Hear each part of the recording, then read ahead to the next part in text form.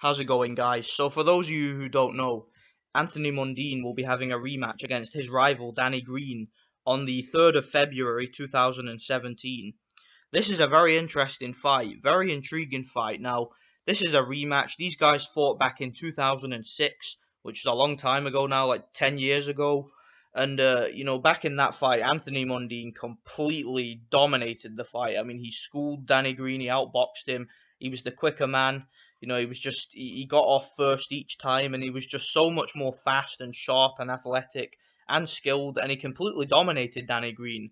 However, since that fight, the general consensus is that Danny Green improved greatly. Plus, one thing that's interesting too is that fight was at super middleweight, and Danny Green was having major trouble at that point making super middleweight. So Anthony Mundine, who was a fairly small super middleweight who made the weight very easily, was able to take advantage of that, and that has been a kind of a running narrative since that fight. A lot of people seem to think that in a rematch, if they'd have had a rematch at light heavyweight or cruiserweight, which is where Danny Green prefers to compete. A lot of people thought that Danny Green might have won the rematch. Now, it's worth mentioning that since that fight, both of these guys have declined greatly. I mean, they're both in their 40s now. Anthony Mundine is 41. Danny Green is, I believe, 43 now or 44. I think he's 43. So these guys are clearly coming towards the end of their careers, but they've both had very good careers. I mean, Anthony Mundine is a three-time world champion. He was a two-time WBA super middleweight champion, and he also picked up the IBO belt at middleweight. His Recently in his career, he's had some pretty difficult defeats. I mean, he was stopped in his last fight, I believe. He also was badly defeated by Joshua Clottey. I remember watching that fight. That was an absolute domination a couple of years ago. He was on the canvas 5 times. But to be honest, one thing that's always baffled me about Anthony Mundine, this is a guy that started his career I believe he was 24 years old or something when he turned professional, and that was back in the early 2000s. And he was a super middleweight, so he was fighting at 168 pounds at the start of his career, and now at the end of his career at 41 years old, he has been fighting at 154 pounds light middleweight, and that's after spending the majority of his career alternating between 168 and 160. He's now able to get down to 154. I mean, it's really strange. I really have no idea how he's able to do it. I mean, how is a guy that at his natural weight walks around well over 168 pounds and spent the majority of his career fighting at 168 pounds? How is he now, in his later years, able to make up 154? It really doesn't make sense to me. I mean, whatever he's taking or whatever he's doing to make weight, he must be dehydrating himself. He must be starving himself. I don't know, but whatever he's doing, it's crazy. I mean, who else in boxing is losing that much weight? I mean, it's got to be really taking its toll on his body, and that could be why he's regressed so much. I mean, that could be why he appears to have no chin anymore.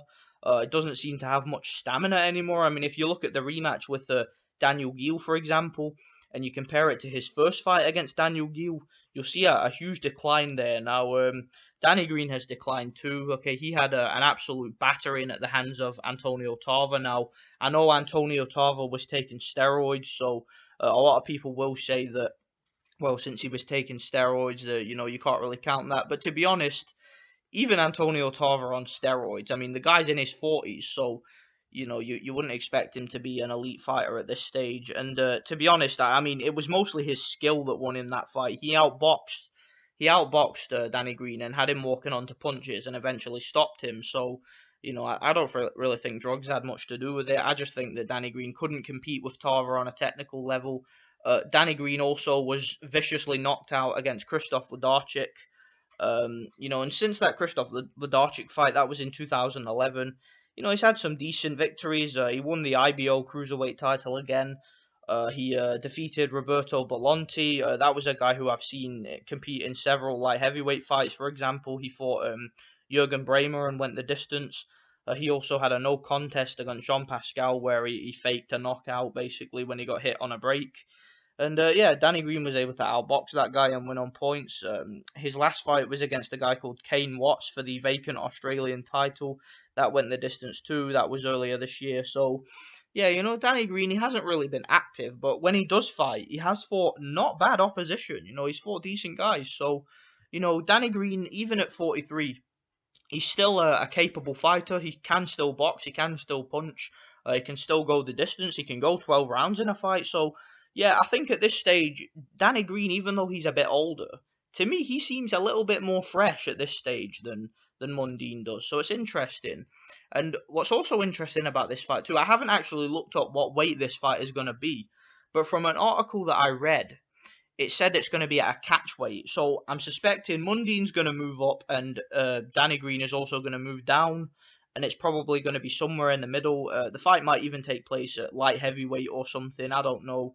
It's been a while since Anthony Mundine fought at light heavy. Sorry, it's been a while since Green fought at light heavyweight. I don't think Mundine has ever fought at light heavyweight. Correct me if I'm wrong, because their first fight was at super middleweight. But yeah, this is a very interesting fight. It really depends on who has more left.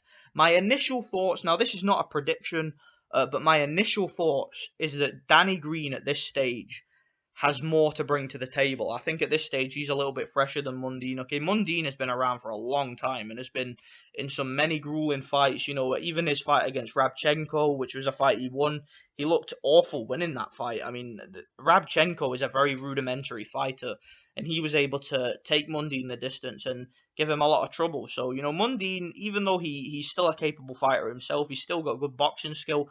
I've always felt Mundine, his boxing skill was very underrated his whole career. I mean, early in his career, after I believe in just his 11th professional fight, he challenged for the world title against Sven Otke. He did a good job for 9 rounds. It was a close fight. Mundine, with his speed and his movement, was able to give Otke a lot of trouble. However, in the 10th round, Otke landed a brutal right hand to the head, which knocked Anthony Mundine senseless. It was a absolutely brutal knockout. I mean, Mundine was sleeping on the canvas. The referee could have counted to 50 and he wouldn't have gotten up. So yeah, that was pretty brutal. But I mean, to take a fight like that in your 11th professional fight against an experienced, seasoned world champion like Sven Otke, it's a tough ask for anybody. So Mundine, he did an okay job despite the knockout, obviously. So then he obviously went on to become a two-time champion, three-time champion, in fact. So yeah, the guy's a good fighter. He's had some good wins. He beat Green in the first fight. He controversially defeated Daniel Geale in their first fight, and Daniel Geale went on to be a very commendable champion. So, Anthony Mundine, he's a good fighter. He's had hiccups in his career, like when he lost to Manny Siaka, and he really looked terrible in that fight.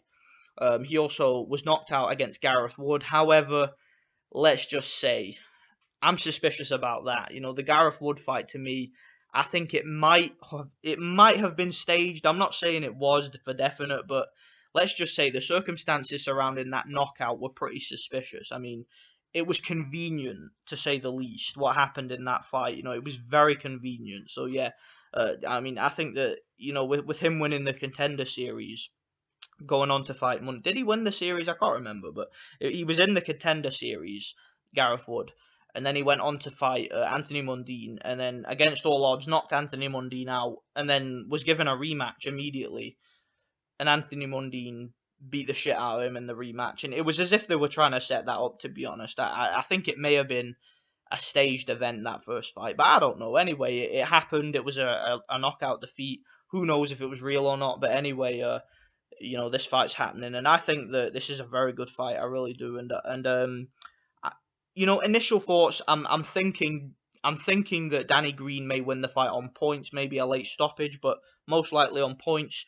But Anthony Mundine, if he can somehow turn back the clock, maybe moving up in weight again to his natural weight might help him in this fight because he's been drained for a while, I suspect. So you never know, it might help Mundine, might actually suit him.